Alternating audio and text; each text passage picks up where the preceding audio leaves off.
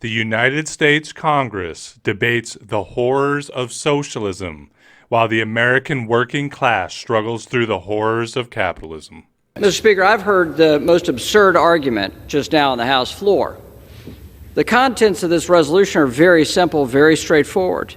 A system that is born out of freedom inevitably begets freedom and the liberation of people from tyranny. An economic system that is born out of taking inevitably leads to the loss of human life and centralization and control by despotic people. That's what this resolution speaks to. Hello guys, and welcome to another episode of Thinking Out Loud. Today we're going to be discussing the House resolution that was recently passed, condemning the horrors of socialism. Now, of course, this story is nothing more than what amounts to a degree of political theater in the U.S. Congress, right? This bill doesn't really have any substance to it. It's more like PR from the right-wingers of the Republican Party to their base. Its purpose is to distract people from some of the most pressing issues going on in the United States right now, including wealth inequality, the war in Ukraine, things like that. Obviously, this sort of tactic is nothing new. It's nothing truly significant or different in that we've seen it 100 times. Anytime things are going bad within the empire, Red Scare tactics, anti-communist rhetoric is something pretty commonplace, right? But regardless of that, I did want to have a conversation about it. Going into this video, I'm going to break down some of the facts, some of the, minute by minute of what happened. I'm going to play a couple of clips from different representatives just to show you some of the, just how infantile a lot of this discussion is. But I also wanted to use this. I thought it was a great opportunity to discuss, one, like I said, the infantile way in which we perceive, or the perception around socialism in this country, just how infantile it is. It's also a great opportunity to dispel a lot of the misinformation or scare tactics that surround the idea or the perception of socialism and the history of socialist movements throughout history, right? And I also wanted to, kind of drive home the fact that Congress is having this discussion about the horrors of socialism. Meanwhile, we're living through some of the worst excesses, some of the worst horrors of capitalism in the last couple of decades. So like I said, I'll jump in by kind of breaking down some of what happened, some of the interviews that came, or some of the discussions that came out of this House resolution. And I'll jump into the reading here to give you a little bit of a breakdown. I've got this article here from The Hill. Says, House passes resolution denouncing socialism. Vote splits Democrats. Says the House on Thursday approved a resolution denouncing socialism in a bipartisan vote that fractured the Democratic caucus. The resolution overwhelmingly cleared the chamber in a 328 to 86 vote. The majority of Democrats, 109 of them, voted with all Republicans for the resolution, while 86 voted against it and 14 voted present. Now, of course, most of the people watching the show, nobody's going to be particularly surprised that Democrats and Republicans collaborated on the idea of the horrors of socialism. Anyone I'm talking to here probably realizes that both parties, Republican and Democrats, are bourgeois liberal parties. They serve the interests of capitalists. They are completely beholden and manufactured, really, by the largest multinational corporations on the planet, right? So when we sit here and have a discussion about, or we note that, Republicans and Democrats joined forces to condemn socialism, none of us is really going to be surprised by that fact. But it does bring up a point of interest for us to discuss later on in the video, especially with the instance I use with Ro Khanna, who's considered, by some to be more progressive of a Democrat. Just how invested these parties are into the capitalist interest, right? The reality that no amount of electoral reform within this party especially is going to bring about socialism. For some of our more, democratic socialist-leaning comrades here, no skin off my ass with them. I mean, I've done a lot of great work with DSA myself. I've had a lot of great conversations and camaraderie with members of DSA.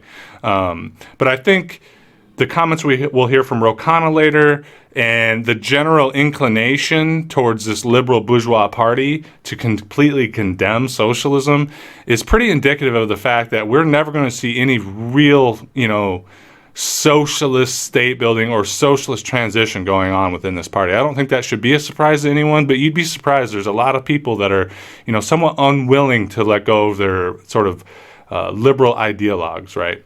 But we'll go on with the reading here, guys. I have a larger section here, but I want to go through it because it breaks down a lot of what was in this resolution and sort of paves the way or sets the groundwork for us to dispel some of the common misinformation that we have surrounding, socialist movements or communist regimes, right? Let's jump in here, guys. It says, the measure, which runs 3 pages, says, socialist ideology necessitates a concentration of power that has time and time again collapsed into communist regimes, totalitarian rule, and brutal dictatorships. Going on here with this says, it argues that many of the greatest crimes in history were committed by socialist ideologues, mentioning Vladimir Lenin, Joseph Stalin, Mao Zedong, Fidel Castro, Pol Pot, Kim Jong-il, Kim Jong-un, Daniel Ortega, Hugo Chavez, and Nicolas Maduro. And it lists atrocities committed under socialist regimes. Congress denounces socialism in all its forms and opposes the implementation of socialist policies in the United States of America. When introducing the measure, the office of Representative Maria Elvira Salazar, a Republican from Florida and sponsor of the resolution, said passing it would make a bold statement that the People's House unequivocally denounces this cruel and unjust ideology. So just taking a break right here, the first thing with the representative from Florida, Maria Salazar, saying that the People's House unequivocally denounces the cruel and unjust ideology. So obviously in the United States, when the general discourse around socialism is the idea of more democratic socialist reforms, say in Nordic countries or in a lot of Europe, right? As radical as we may be, or the more so that people are indeed waking up to the actual realities of socialism, understanding why it's an imperative necessity, a lot of the discourse is still centered around this sort of just left of center reform ideology within the capitalist framework, right? But I want to touch on the quote here that the People's House unequivocally denounced this cruel and unjust ideology. So in her world, she's equating, obviously, the sort of regimes we saw in the 20th century of communism, USSR, People's Republic of China, that period, with some of these more socialist reforms that are, having some discourse here in the United States, right? But the funny thing about her saying that, the House, the People's House, that really you could suggest has the most democratic oversight from the population due to the revolving nature of elections every 2 years. She's implying that because the House would condemn socialism, that the people as a whole, the people of the United States are condemning socialism, right? Her brand of socialism, that is, social safety net, equitable tax reform, Green New Deal, infrastructure investment, all these things, all that sort of stuff that liberals tend to equate with socialism, right? But the fact of the matter is she's saying that people are condemning those sort of policies when in reality a majority of Americans support these quote-unquote socialist policies such as ending the war, a Green New Deal, raising the minimum wage, having a tax code that actually makes the wealthy and corporations pay their fair share in taxes. All of these things are by and large endorsed by the American people. But as we've seen through various studies, especially recently, democratic will within our society is almost never reflected within Congress. Obviously, Congress is made up of millionaires. Those few that aren't millionaires is because they haven't been in there very long, but you give them enough time, they're going to be hitting that cash cow, right? So she's saying by the House, condemning the horrors of socialism with this resolution, that's indicative of the American people condemning this vision of socialism. But in reality, that's completely not true. In fact, the polar opposite is true. And like I said, it's just a clear, example of how disconnected Congress is from the American people, how very little it actually reflects the democratic will of the people of the United States. The next thing I really want to discuss here is going back up in the article. It says, argues many of the greatest crimes in history were committed by socialist ideologues, and notes that time and time again, socialist ideology necessitates a concentration of power, communist regimes, totalitarian rule, and brutal dictatorship. So, of course, when people using Red Scare propaganda employ this tactic, they say, look how terrible it was under Mao, the Great Leap Forward, the political purges in the USSR. Look how terrible the censorship was and the essential police state of the Stasi, like in West Germany, or East Germany, sorry. These are things that we always hear, right? And it's always put up on this pedestal as the reason why, although capitalism has its flaws, we don't want to try to do this. We don't want to try a new political or economic system because it inevitably ends in these atrocities. Okay, so this narrative completely whitewashes history and completely wipes away the entire history of capitalism. Capitalism is rooted in the subjugation and slavery and apartheid and genocide of the global South. Okay? So let's go ahead and say that all the terrible things that communist regimes have done is true. Let's just say everything that they've said that Stalin did or Mao did. Let's say it's all 100% true. And as we'll discuss later, a lot of it is lies. It's half-truths. It's, bloating of statistics and things like that. We'll get into that later, though. But let's just go ahead and say everything that they've ever said about communism is true, and that it was just pure evil, right?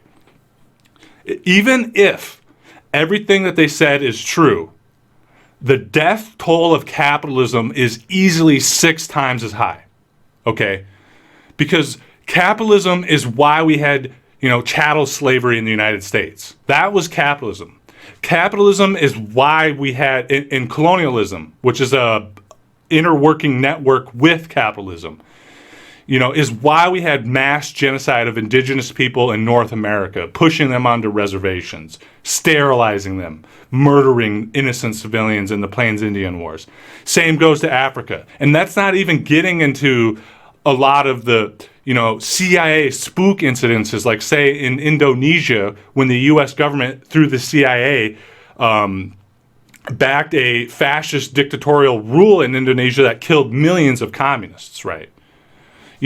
Hitler in fascism with Mussolini and things like this, those were natural byproducts of capitalism being in crisis. And it's a process that we're obviously seeing here in the United States with the rise of the extreme right.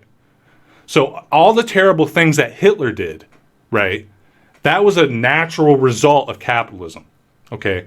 Mass starvation, the Irish potato famine, right? The millions of people who lost their lives to British colonial rule in India.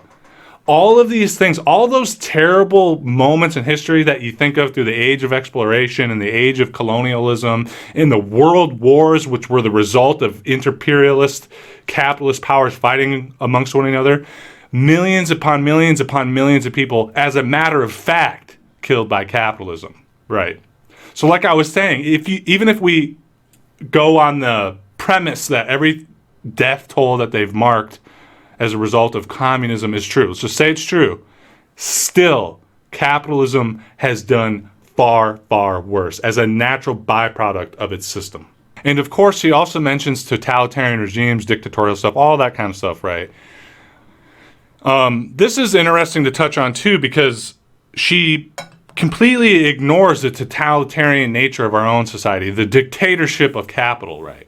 Like we were saying earlier, most Americans support a lot of these quote-unquote socialist policies, and yet we never see anything done. Why is that? It's because giant multinational corporations have completely hollowed out our social institutions and bought up our bourgeois government, okay? That is what is known as inverted totalitarianism. It's totalitarianism hid in plain sight, hid behind a mirage of corporate consumerism that masquerades as choice, right?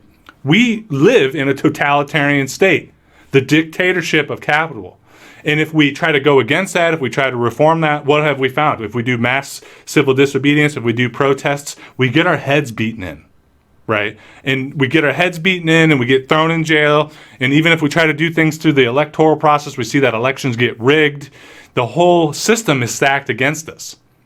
So, of course, they completely ignore this because they live in this fabricated lie, this illusory world where the United States is somehow a democracy, when in reality, it's not.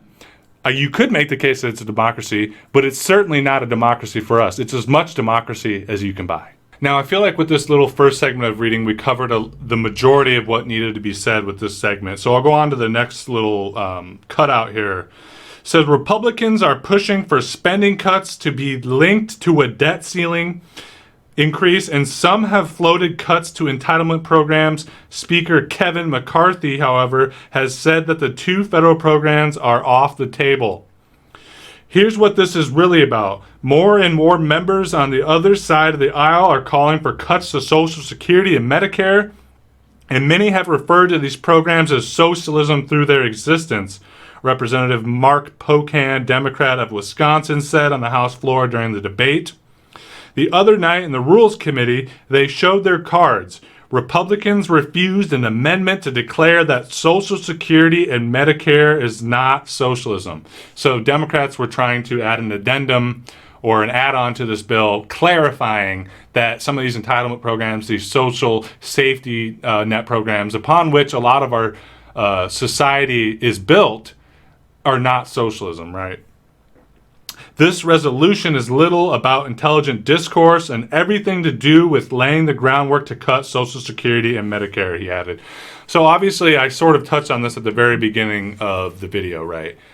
This is one of the purposes of Red Scare propaganda, of getting you afraid of socialism and communism, is to whittle away at even the social democratic forms that we have. The very, very little we have, mind you, in comparison to a lot of the developed world.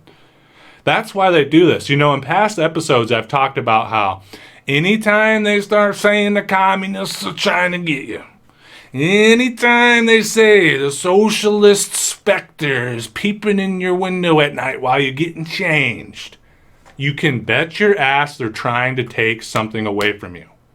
Every single time. Okay, this is not up for debate, right? You know, in the early days with the Red Scare, coming out of the 30s when there was a large communist party, large socialist parties, the post-war period, 40s and 50s, when the Red Scare really cracked down, when you had like the McCarthyites and things like that, the House Un-American Activities Committee, you know, the purpose then was to smash the systems of power, the institutions of power that the working class have built through the Communist Party, through the Socialist Party, through all the more militant unions and stuff like that, right? And they're extremely successful. Obviously, look at the state of the left in the United States today, right? It's an embarrassment. And I know sometimes we can be hard on ourselves as people on the left of not doing enough, but we have to remember there's been a concerted effort, a war against us for many generations, right? But now going into this period, once that power has been smashed, you know, post-70s especially, when the unions were smashed as well, you know, Red Scare propaganda is used to go after what little we have left. We no longer have these institutions of power, these systems of power, of working class power. Now they use the Red Scare propaganda to whittle away at all of the few protections that we have now, environmental regulatory protections, healthcare protections. We have so little, you know, as I said, and they use this to come after it. So like I said, I really want to drive that home for you guys. Anytime they say that the socialists are out to get you, you know that they're coming for what little you have left. This next segment I want to touch on quotes Debbie Wasserman Schultz, and we all, you know, consider her pretty infamous by now due to the whole fiasco with the Bernie campaigns and shit, right?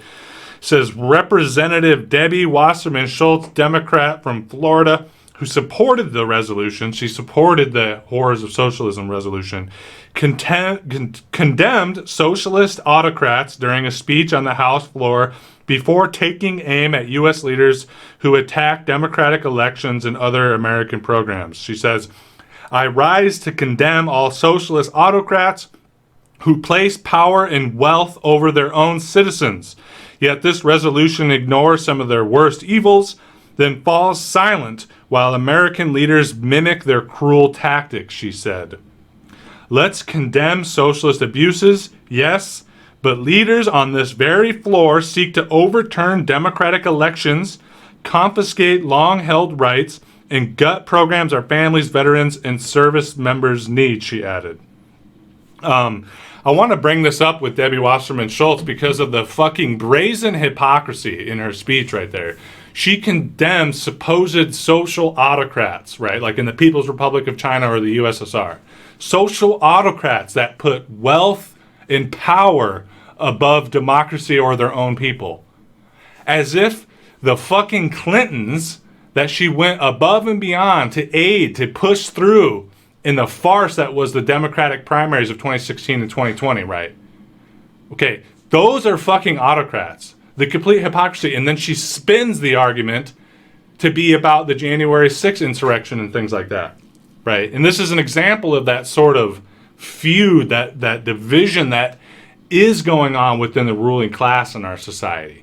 But don't make a mistake and view this division that's going on between the more extreme far right that's completely fallen off the edge of the earth, and the more neoliberal but socially conscious political elite, right? Don't confuse that division that's going on between the Trumpists and the more classical neoliberal war hawk Democrats as being the actual dividing line, right?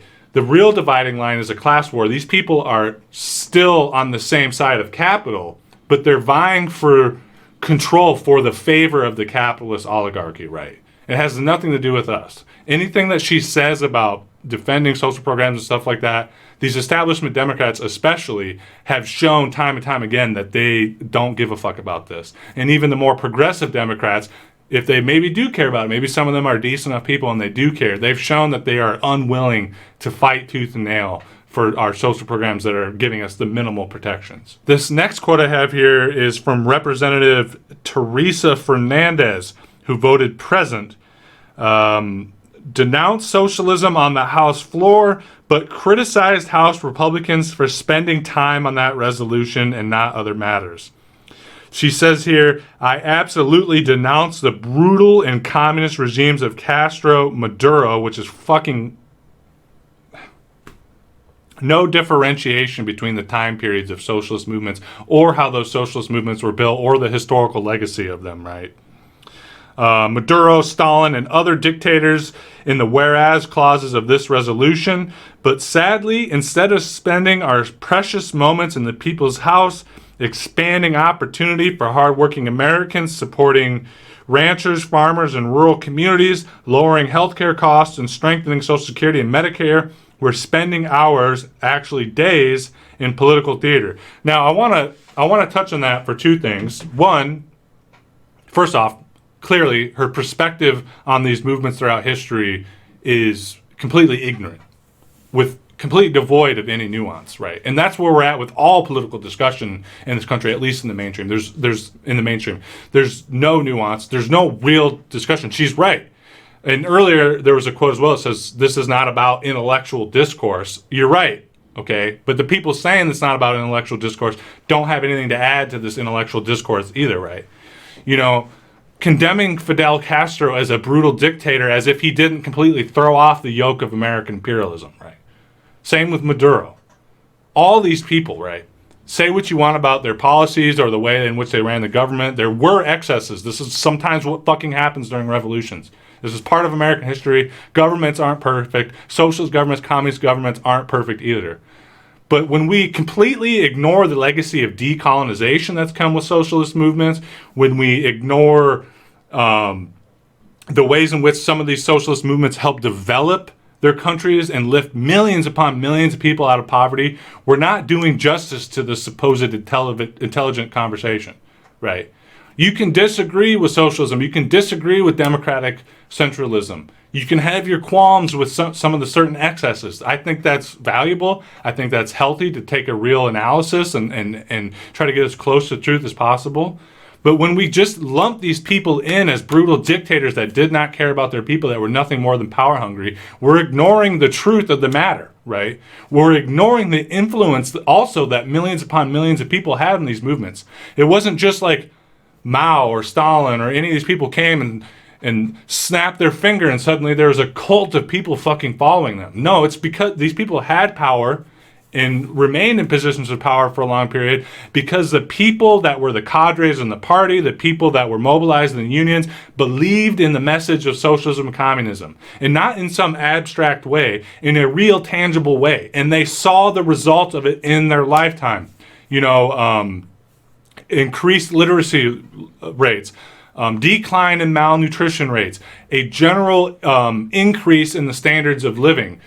Much more democratic, say, than they had, for instance, under the Tsar in Russia, or the Japanese and American and British imperialists in feudal China, right? Or the dictatorship of the feudal landlords in China, right? When we ignore all this stuff, we're not being intellectuals. We're being the very ideologues that they are trying to condemn. But the other thing I wanted to touch on is in here, let's see. She says that everything going on here is political theater. Yes, that's exactly what it is, right? And, kudos to her for at least making that reference. And this is the point where I want to talk about. They're having this debate about the horrors of socialism while we're living under some of the worst excesses and horrors of capitalism in the last 50 fucking years. We just got out of a pandemic that killed 1 million people. Wealth inequality is so high that some of these billionaires have more wealth than the fucking pharaohs that built the pyramids did, right? We have millions of people living on the fucking street while we still have tens of millions of empty vacancies in homes, right?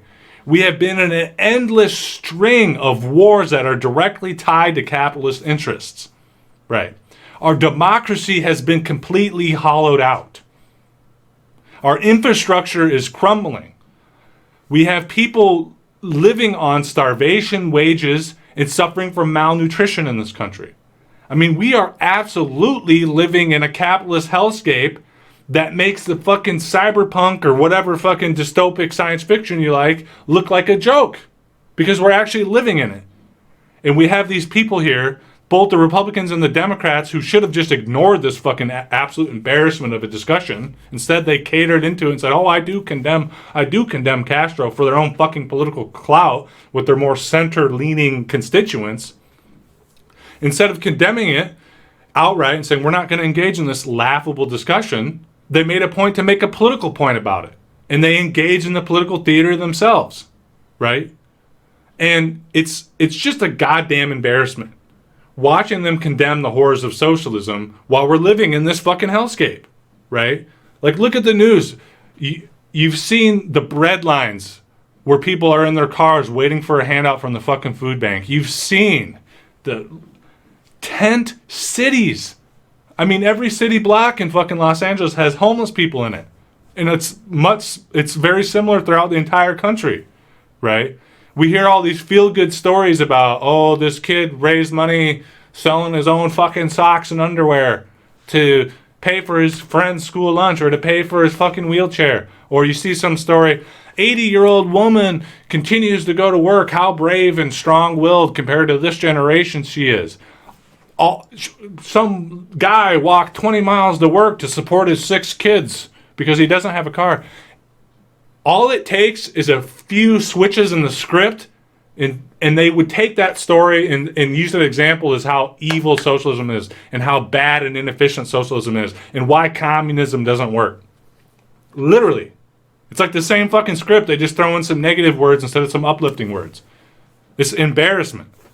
And this is what our Congress is doing right now, putting on this fucking facade, like a fucking party game. Well, we're all here starving, completely worried if we're going to be able to make our bills, if we're going to get kicked out on the goddamn street at gunpoint by police because we can't pay rent. It's sick.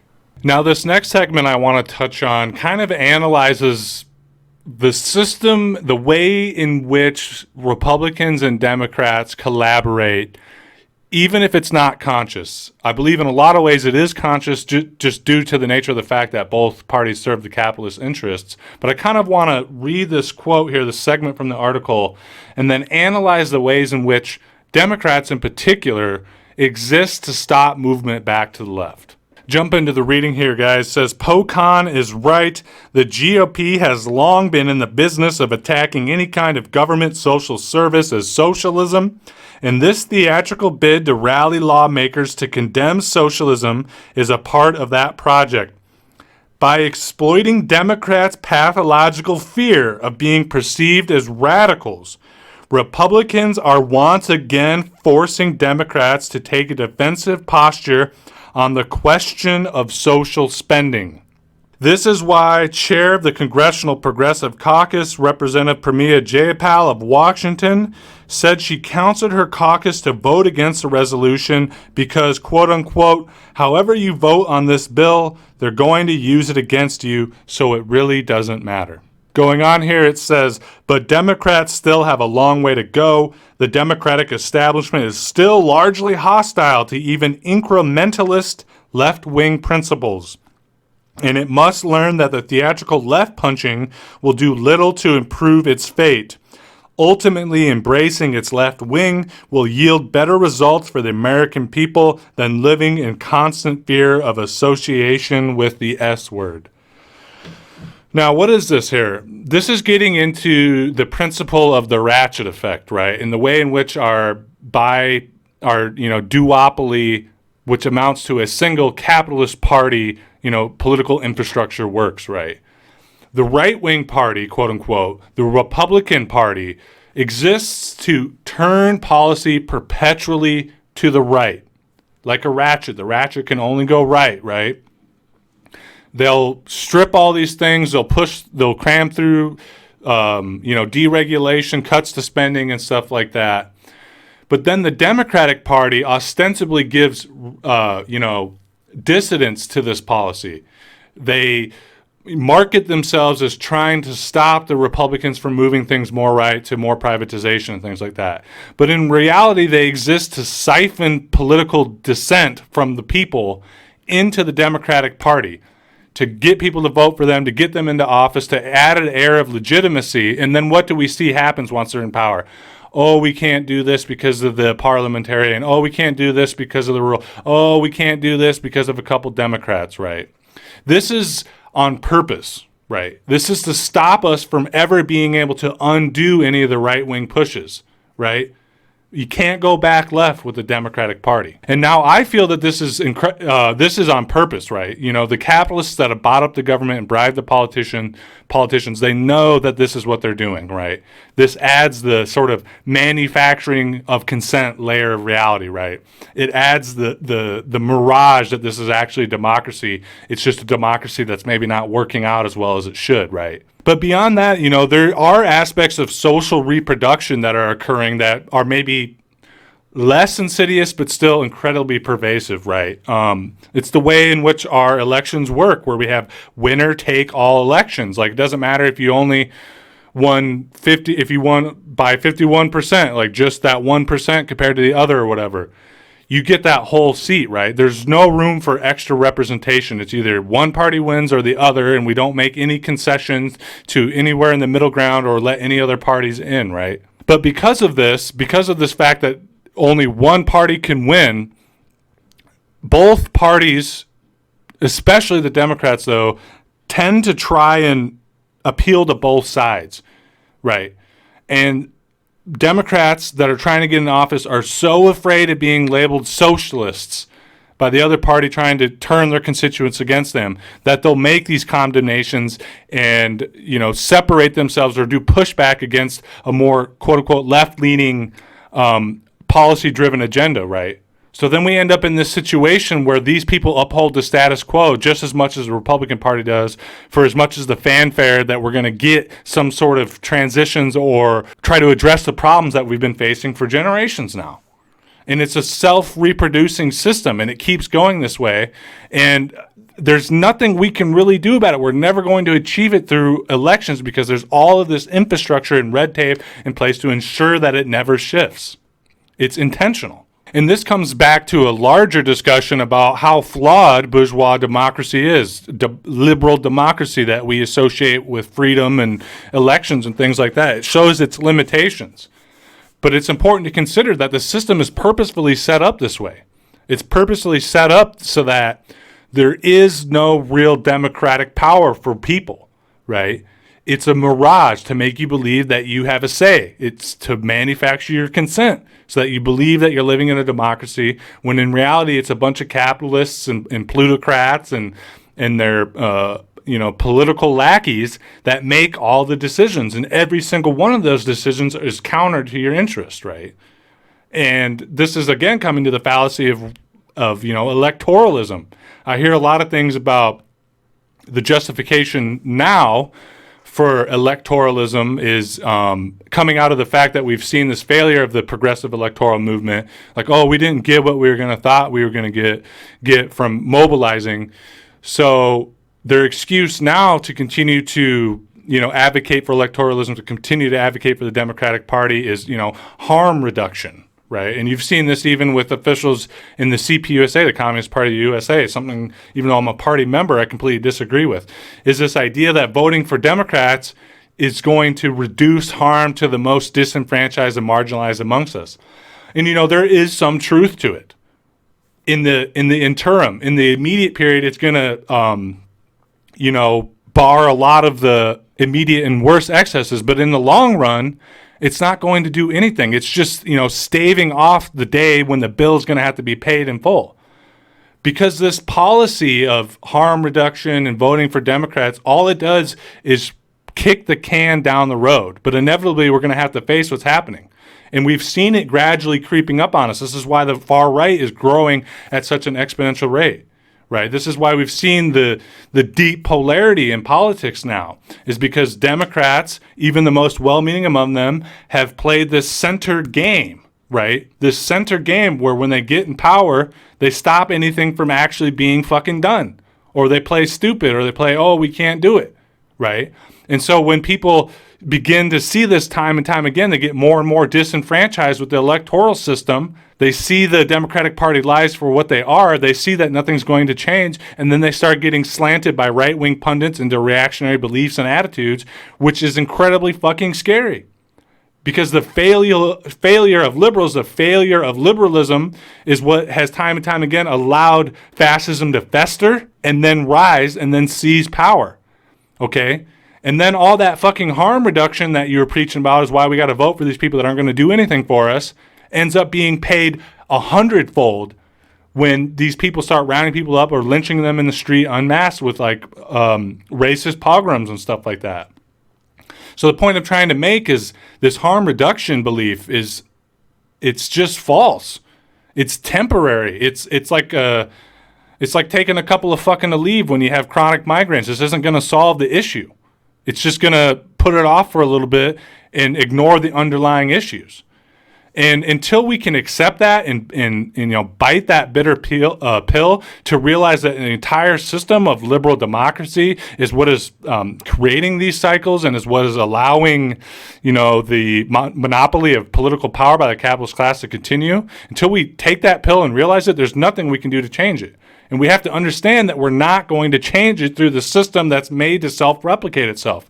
We have to smash that system and build something new. And we can only do that, as we've discussed many times on this channel, through direct action, mobilization, militant civil disobedience, in a general revolution, whatever form that may take. Now, going along with this concept that Democrats are complicit in the capitalist interests of our society, and going along with the idea of what I'm talking about, that voting Democrat, that having some sort of electoral movement really isn't going to do much to undo this system, I want to roll this clip from Ro Khanna, because a lot of the clips that I saw from the House debate on this were completely asinine, right? Like the notion or the perception of what socialism is completely infantile. It's classic Red Scare propaganda. These people are either intentionally misleading people or they're so fucking ill-educated on the history of the world. It could be either or, and it's probably a mix of both, that they don't know what the fuck they're talking about.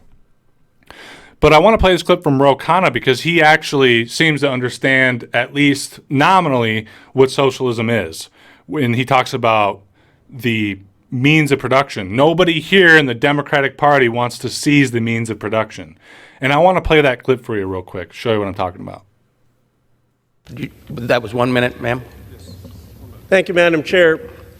Let me be clear. The Democratic Party does not believe that the government should control the means of production. No Democrat believes that there should be government gas stations or government technology companies or government car companies. So what does the Democratic Party believe? We believe every person in America should have child care. And what is the Republicans? What do they say? Their answer, well, look at how many people Stalin killed. We say, let's give everyone health care. The Republicans say, well, we can't do that. Look at how many people Pol Pot killed. We say, let's make sure everyone has equal opportunity. The Republican plan, we can't do that. Look at how many people Kim Jong-un is starving. Give me a break. The American people are catching on. They know that we have lost 25% of wealth in the working class and middle class since 1980. They know that the real crime are not crimes happening abroad, but the crime of paying starvation wages for hard work. This party is actually solving the problems of the American people. That party is giving rhetoric about foreign regimes. People will see through the rhetoric and side with the Democratic Party. The gentleman yields back. Okay, so there you have it. I mean, that's Ro Khanna, supposedly one of the more progressive members of Congress, saying that nobody in the Democratic Party is going to advocate for, seizing the means of production, for undoing the system of capitalism, which is the root of all of our social, economic problems, right? And I think that's just really telling, because let's say even in the bestest best of worlds, right, if we have this great shift in the Democratic Party and they become more social democrats, at the best, we're going to get these Band-Aid reforms that, tackle maybe some of the worst excesses of capitalism, but fundamentally do not change the system and will not change the system. All of the, manufacturing, all the resource commodification, our transportation networks, even in the most progressive of progressive electoral revolutions, quote unquote, we're going to still have capitalism where private individuals own everything. And they'll just give us a few scraps to make sure that we don't revolt and try to build a new system. Right? And maybe you're saying, oh, well, that's fine by me as long as I can, get by in life. Okay, I can understand why you'd say that. But some of the issues that we're facing now are so existential that it's going to be necessary to completely dismantle existing systems in order to quite literally save the goddamn planet. Right. And a Green New Deal reform and switching to new energy is not going to be enough to stave off climate change and ecocide. It's not going to be enough. We have to completely and fundamentally shift away our systems. We have to have systems of manufacturing that are owned by the public. Right. We have to think about the ways in which we consume. It can't just be endless, mindless, capitalist consumption, capitalist hidden hand of the market ideology. This is not going to do it. Right. So I just wanted to play that Ro Khanna clip for me because it's pretty telling. Right.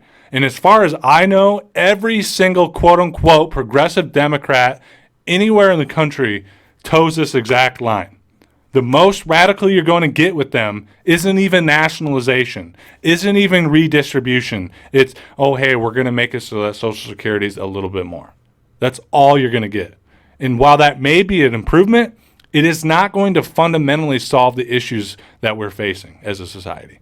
Now, in this next segment, I kind of want to move away from the actual House resolution, the Horrors of Socialism resolution, and I want to have a discussion as to what's in the resolution itself, and I want to, kind of dissect how a lot of this is lies, outright fabrication and lies, and where some of these lies and fabrications have come from through the years. So right here, I have the resolution with all the little notes in it. Let's say things like socialist ideology necessitates a concentration of power.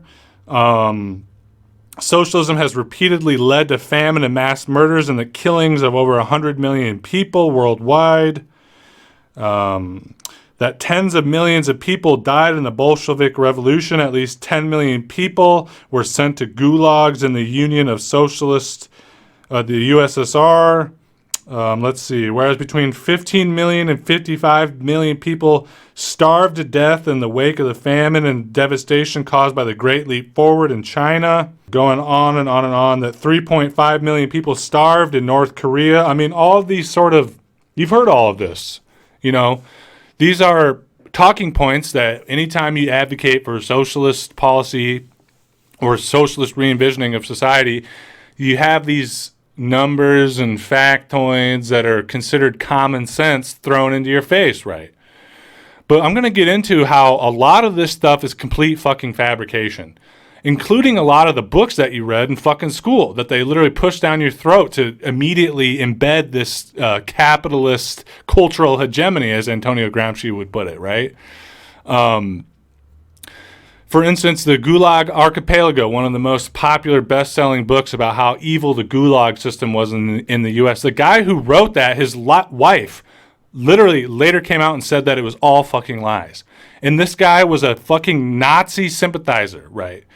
He hoped that the Nazis would come into Russia or into Eastern Europe and liberate them, right? And if he was in the Gulag, why the fuck do you think he was in the Gulag? It's because he's pushing fascist rhetoric, right? And now these numbers here too, like the 100 million death toll, that came out of the Black Book of Communism, where this guy was so, the guy who wrote it and the people that collaborated on it were so obsessed with reaching this 100 million people killed by communism, killed by socialism, that he also incorporated into that supposed death count Nazis. Nazis that were killed by the Red Army are victims of communism. And all these other numbers too, like they talk about the Holodomor, and somehow that the Soviet Union and Stalin was behind the Holodomor, like that it was purposeful to kill Ukrainians off. There was a terrible fucking famine. There was famine all around the world during that time period in the 30s. We even had famine here in the United States with the Dust Bowl, right? And things got really bad there, and there was a lot of political violence as well as a result of the political tension and upheaval that happened from people starving to death. And you're right, the Soviet Union did respond to that. We could have a discussion about maybe they responded too heavy-handedly or things like that. Or we talk about the Great Leap Forward, where all these people supposedly died because of socialist reorientation of the economy. But then that completely ignores that Great Leap Forward, after that time point in Chinese history, there was never a famine like that on the scale. You know, China had been suffering through famines over and over again throughout its history. I mean, it happened literally like every 10 years there was a famine because it had such a large population, and the agricultural productive capacities weren't on par to support that kind of, population, right? They had a feudal system of agricultural production that was inefficient and wasteful and kept this hoarding feudal class over the people, right? And let them starve. After the Great Leap Forward in the People's Republic of China reforms and land reforms that occurred, we never saw a famine happen again in Chinese fucking history, right? So all of these things are fabrications, half-truths, or misinformation. Now, I don't have the time here. This video is already going super long to dissect all of them. But if you're serious about learning the actual history about these things, you can take the time and study it yourself. There's been endless books, dissertations, studies done by independent, not even left-leaning independent organizations, just things like, organizations that are in the mainstream, NGOs and stuff that have, dissected this information, dissected these lies that are in this resolution and proven them to be false, right? But they have become so inundated, the propaganda has been pushed so hard, to quote, I believe it was Goering, if you repeat a large enough lie enough times, it becomes common sense. These lies have been pushed from the time you were a little baby, watching whatever fucking little kid shows, through the movies, through your school, through the discourse that you have in your communities, that these things are fact, that communism and socialism killed all these people. but it's a concerted effort to mislead you, to pump you full of misinformation so that you never think about changing the system of capitalism, so that you never even think about questioning the system of capitalism. You never even dream that maybe we can build a world where a handful of people don't fucking own everything and we live together in mutual aid and cooperation, right? It's purposefully done. And in the modern period, we've seen these sort of lies propagated from all kinds of organizations, from PragerU to the Heritage Foundation to one in particular that's particularly infamous, the Victims of Communism Memorial. Now, I'm going to read a little bit of stuff here for you guys, kind of analyzing where this foundation comes from and how they've propagated these lies onto the public for a couple of generations now. I've got this little snippet right here. It says, the founders and the victims of communism's emergence. The foundation came into being in 1994, and its founders, Lee Edwards, Lev Dobryansky, and difficulty pronouncing that name, Brzezinski, were a group of conservative individuals, staunch anti-communist bureaucrats, and academics that, interestingly and yet unsurprisingly, bear connections to the Nazi war machine. For instance, one of the founders, Lev Dobryansky, a Ukrainian nationalist prior to the formation of the Victims of Communism Foundation, was also the founder and chairman of the National Captive Nations Committee, NCNC, an anti-communist advocacy group formed in 1959 with the backing of the CIA, mind you. The co-chair of the NCNC was the Ukrainian Nazi collaborator Yaroslav Stetsko, who was also the leader of the fascist organization of Ukrainian nationalists in the anti-Bolshevik bloc of nations, both of which worked with Hitler and sought the destruction of communism. Furthermore, Dobryansky also wrote the Captive Nations Week resolution, that is an annual official observance by the U.S. government of captive nations, quote-unquote, i.e. anywhere governed by communists, and is still practiced, more recently targeting China and Vietnam, deeming them totalitarian. So right there in the first instance, this organization, one of the most infamous organizations known for pushing anti-communist hysteria, was founded by fascists and fascist sympathizers. I have a little bit more here I want to go on for, and I'm sorry if it's a lot of reading, but these little clips, these little snippets are going to do a better job laying out the facts for you guys than I'm ever going to be able to do, right? Let's see here. It says, Brzezinski, another founder, also holds unsavory credentials. Brzezinski, as national security advisor, was the architect of the Soviet-Afghan War. His plan was to ultimately lure in the Soviets into their own Vietnam by supporting religious zealots, the Mujahideen in Operation Cyclone from 1979 to 1989, and bleed them from their underbelly. So another example, this is one of the guys that was the architects behind the first, with the Soviet war in Afghanistan. And now there's a whole bunch of history behind this, and I'll leave you guys to do your own research on it. I believe in your intellectual capacity to do these things right. But when you get into all of this rhetoric, this anti-communist rhetoric, it's always in bed with these fucking Pentagon motherfuckers that use it as some justification to go in and invade other countries for their own resources or to hold up petrodollar hegemony. Time and time and time again, when you start connecting the dots, you begin to see that this is a concerted effort to take down any socialist-leaning government in the world and to inundate people in the imperial core with propaganda meant to stop them from rising up against a capitalist imperialist order that keeps their boot over top of them. This isn't just some ravings of a lunatic on YouTube.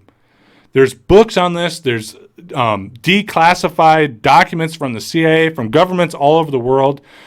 There's been organizations like this. If you go and you look at things like Radio Free Europe, Radio Free Asia, these are all CIA cutouts meant to push propaganda. I mean, it's like you're living in the goddamn Matrix, and it's absolutely hilarious how some of these right-wingers have tried to co-opt the idea or the allegory of the Matrix to being some right-wing ideology. It's absolutely laughable. But the point I'm getting at here is if you read between the lines, it becomes incredibly clear that you're being lied to. And it's funny because you have right-wingers and the common American who will always say, oh, I don't trust the government. The government's bad. The government's putting poison in the vaccine. The government. But then the moment that their government tells them that China's bad, that communism's bad, that socialism's bad, that Vietnam's bad, they fall in line. So you believe them for all this other shit. You don't believe them for any of this other shit. You believe that the government's evil. You believe in MK Ultra. You believe all this evil shit the government's done. But suddenly, when they tell you communism's bad, when they tell you socialism's bad, you believe them. That's not critical thinking. That's not being a free thinker. That's being a fucking idiot that's believing propaganda. That's what that is. And of course, all of these organizations that are in bed with the CIA, that are in bed with these Nazi collaborators, are obviously in bed with big business, right? Because if there's one thing that's fundamentally against big business, it's socialists and communists, right? I have one last little snippet here that talks about the last founder, Lee Edwards, is an anti-communist academic and a part of the commentariat that also assisted in founding the youth conservative action group, the Young Americans for Freedom, in 1960, and was a former chairman of the Victims of Communism Memorial. Edwards is also a distinguished fellow of highly influential conservative think tank, the Heritage Foundation, which has continuously supported belligerent and sadistic U.S. actions abroad, be it the Iraq War that the foundation unequivocally backed or the Guantanamo Bay torture camp. The Heritage Foundation has also been fighting against climate change and more recently been denouncing the critical race theory. The funders of these think tanks are also quite illuminating, as they have consisted of Mobil, Chase, Manhattan Bank, General Motors, and Pfizer. So there's a direct correlation between the CIA, the people that found these think tanks, and big business. And that should not be any surprise. And it's interesting for some people, because this Red Scare propaganda, this anti-communist rhetoric has seeped into the mind of even well-meaning, left-leaning people. Where they'll say, oh, I'm leftist, or oh, I'm a socialist, I don't believe in communism. It's because that shit has gotten into your fucking head, right? I've seen people, on one hand, that are essentially on the left, that wouldn't call themselves communists or even anti-communist left. They'll condemn things like the Heritage Foundation, or they'll condemn things like the National Endowment for Democracy that does all kinds of spook shit worldwide for the U.S. empire, right? They'll condemn these organizations, and then they'll turn around and say that communism is bad and perpetuate the same lies that are coming out of the VOC, the Victims of Communism, and that has a direct tie to the founder of the Heritage think tank, the Heritage Foundation think tank. I mean, we really, on the left, have to use our critical thinking skills to dispel these fucking lies, right? You don't have to be 100 on bed and waving the communist flag and have a picture of Stalin over here. You don't have to do that, but you have to have critical thought about this stuff, and you have to dispel the lies, okay? You have to stand against them, because those lies are going to be weaponized against you the same way they're going to be weaponized against tankies like me. We don't have to agree on every policy. We don't have to agree on every instance upon which we achieve socialism and have a revolution in this country. But we have to call out the lies of imperialists and capitalists when we see them. And if you're not doing that, then you're failing the larger movement. And that's why I wanted to discuss this and wanted to bring this up to you. There are so many layers to this false reality. And once you begin peeling them away, you think you got to the bottom one, but you haven't got to the bottom one yet. Quite literally, I know it sounds like a trope and like a tinfoil hat thing, but everything you think you know is a fucking lie. And the sooner you realize that is the sooner you can begin to re-educate yourself and actually be a free thinker. Actually set your mind free. And a good place to start is anything coming out of the U.S. government is a fucking lie. But yeah, guys, that's really all I have for you. I'm sorry if this video went a little bit longer. I had a lot of angles I wanted to come at or go at this with, and there's a lot of sources and a lot of information. But I hope I've gotten most of my key points across. I wanted to relate to you guys just how fucking laughable it is that, the U.S. Congress is debating the supposed horrors of socialism while we all live in this absolutely capitalist hellscape. I wanted to relate to you guys just how infantile and rooted in lies the discussion or perspectives around socialism and communism are in this country. And I hope I've imparted in you that you really, really have to peel back the layers and read between the lines to actually be the free thinker that we all want to be. You have to put aside your predisposed biases and go into things with an open mind and willing to hear information that you don't want to hear. If you don't do that, you're still going to be on the side of the imperialists. You're still going to find yourself pushing their propaganda lies. I hope I've showed you a way in which some of these think tanks and organizations in Washington, D.C. and throughout the United States and the West really are rooted in quite literally Nazi lies. Like I have one aspect right here that I want to roll for you guys. I have it highlighted. I didn't get time to cover it in this actual video, but it talks about the ways in which this propaganda came out of the post-World War era to equate this double genocide, that while the Nazis were committing genocide, so were the Soviets, right? But that's a complete fucking lie. The Soviet Union was the one that shut down the concentration camp, that smashed the Nazi war machine. Right? The U.S. and the other Western countries didn't do shit in the grand scheme of things compared to what the Soviets did, right? It's just another example of the sort of lies that is being perpetuated in mass culture, in the collective consciousness or society even. But yeah, guys, as I said, that's all I have for you. It's been great hanging out with you. I appreciate you guys stopping by and listening. Don't forget to hit like and subscribe. And remember, you can support my independent media work on Patreon at patreon.com/entitledmillennials for as little as $1 a month. We're doing behind the scenes on there. We're doing early access. The people who become patrons get to have a more direct say in the sort of content we're producing and help push us towards, becoming financially sustainable and doing this full time. So if you want to join us on there, I would greatly appreciate it. But yeah, guys, as always, that's all I have for you. It's great hanging out with you, and I'll speak to you again soon. Bye. I'm staring into the rain. I don't feel anything.